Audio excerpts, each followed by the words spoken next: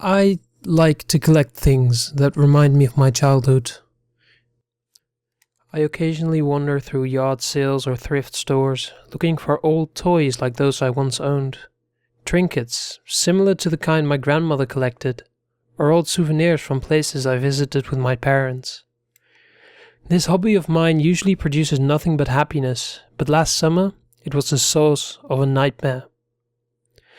I found it at some little old lady's yard sale, somewhat hidden between a box of old baseball cards and a milk crate full of beat-up action figures. People always joke that Furbies were creepy, but I absolutely adored mine when I was a kid. I considered it more of a friend than a toy and would spend hours talking to it and stroking its fur. While I held the black and white ball of fuzz in my hands, I couldn't help but to remember the tea parties and games of house that I played with the pink one I carried everywhere 15 years ago. The little old lady that I bought it from didn't seem to remember having it, but happily reasoned that my grandkids accumulated so many toys here over the years, I couldn't possibly keep track of everything. I politely listened as she told me about 2 grandsons and 3 granddaughters, how they used to visit every week until they grew up and moved on with their lives and families of their own, before heading home with my newest treasure. I played with the Furby for a while, giggling at the childish gibberish it spoke and running my fingers over its still soft fur. The white on its belly was kind of dirty, and the fluff on top of its head was missing more than a few strands, but it worked well and made me happy. I placed it on the shelf in my bedroom before eating dinner and going to sleep.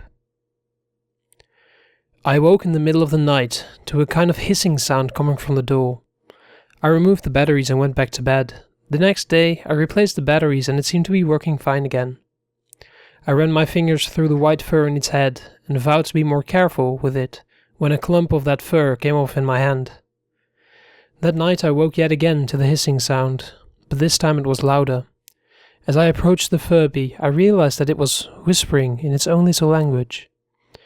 I figured that it wasn't a stretch for a toy so old and well used to malfunction, so I removed the batteries and decided to only have them in when I was actually playing with it. My little problem was solved for the time being. 3 days went by.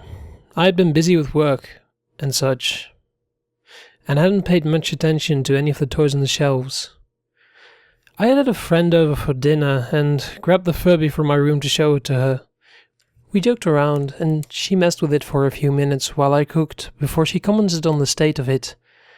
"I know you love this thing, but wouldn't you be happier with one that's not in such bad shape?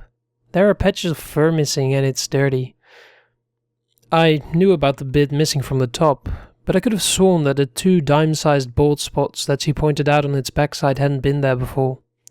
Perplexed, I mumbled something about it being well loved before putting it back on the shelf and finishing dinner.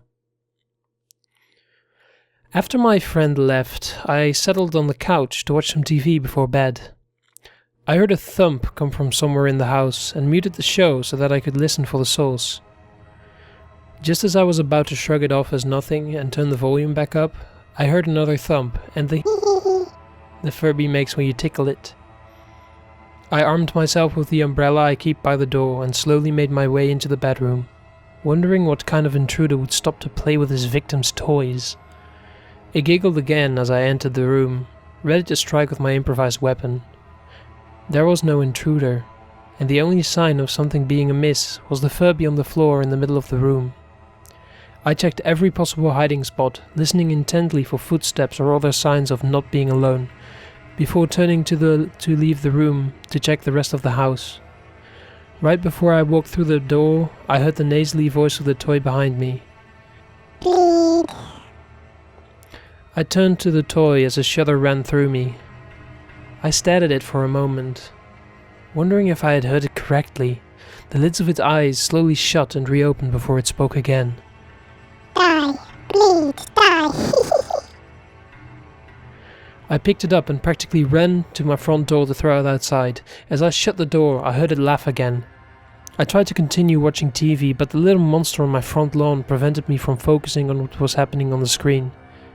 After about an hour of jumping at every little noise and nervously glancing at the windows that looked out at the yard, I went to bed and spent the night dreaming about tiny fuzzy demons attacking me.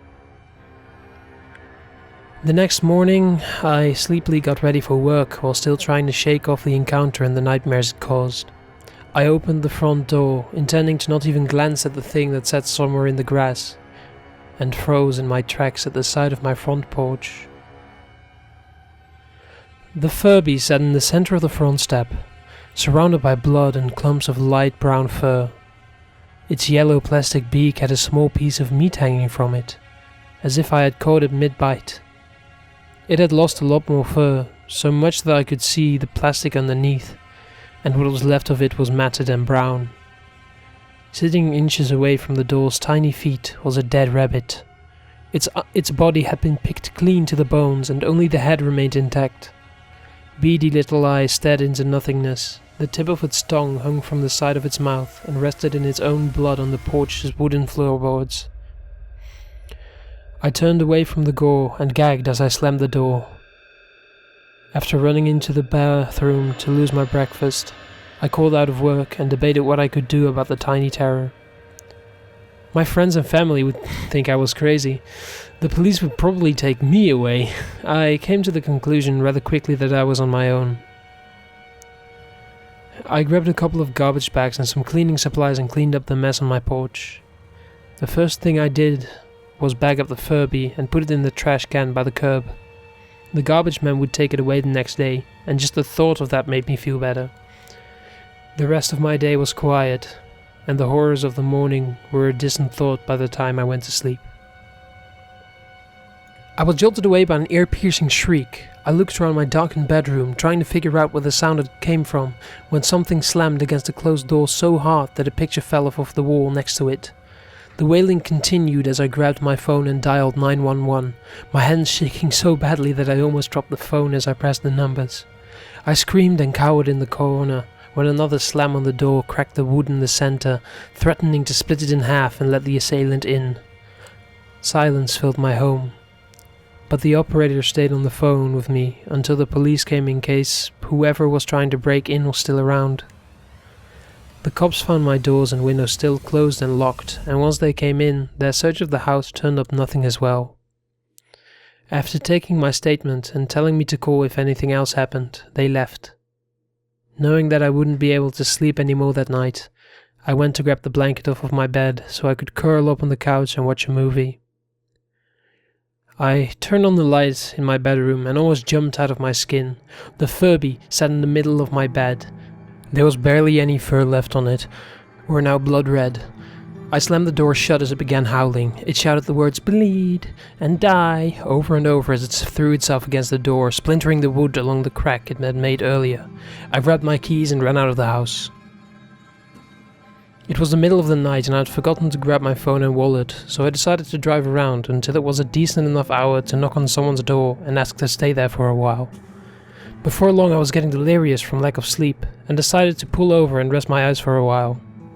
It wasn't until I looked around to make sure I was alone that I realized where I had stopped. Right in front of the house of the old lady that sold me the Furby. After arguing with myself for a while, I decided to talk to her in the morning. As I closed my eyes and tried to ignore how uncomfortable it was trying to sleep in the front seat of a car, I thought about how I could get information from her without seeming completely nuts. Before I knew it, I opened my eyes to bright sunlight shining through the windows. I checked my hair in the rearview mirror, stretched my arms and legs, and then walked up to the short sidewalk that led to the house. I opened the screen door and knocked, and was surprised when the inner door swung open a bit. I called out a greeting before pushing the door open a little farther. When I stuck my head through the doorway, I was assaulted by an awful stench mere seconds before finding the source. The sweet little old lady who had sold me the Furby was lying on her back in the center of the living room floor. The color in her once brown eyes had paled and glazed over, and her sagging skin had begun to turn grey. My entrance had spooked a large orange cat that had been tearing away at the skin on her cheek and mouth, leaving a jagged hole through which I could see her teeth and gums.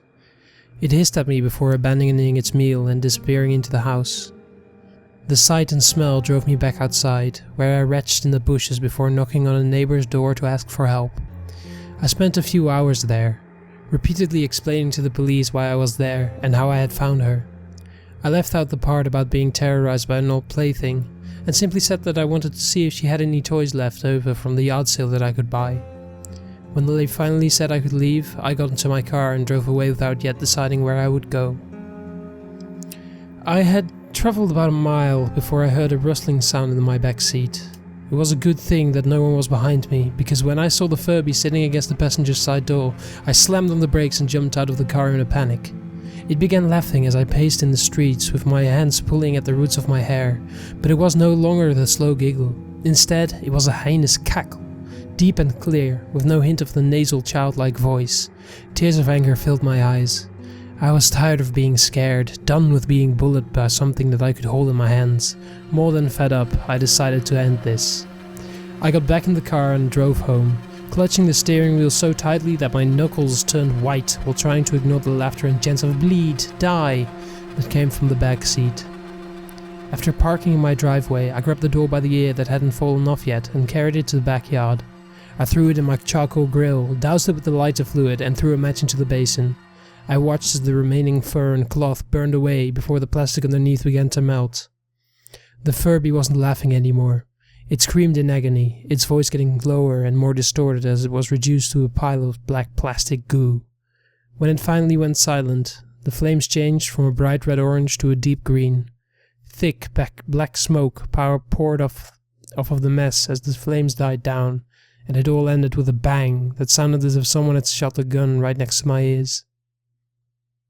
In seconds, the fire went out completely and the smoke cleared. Relieved that the whole ordeal seemed to finally be over, I looked into the bottom of the grill to assess the damage. It was empty.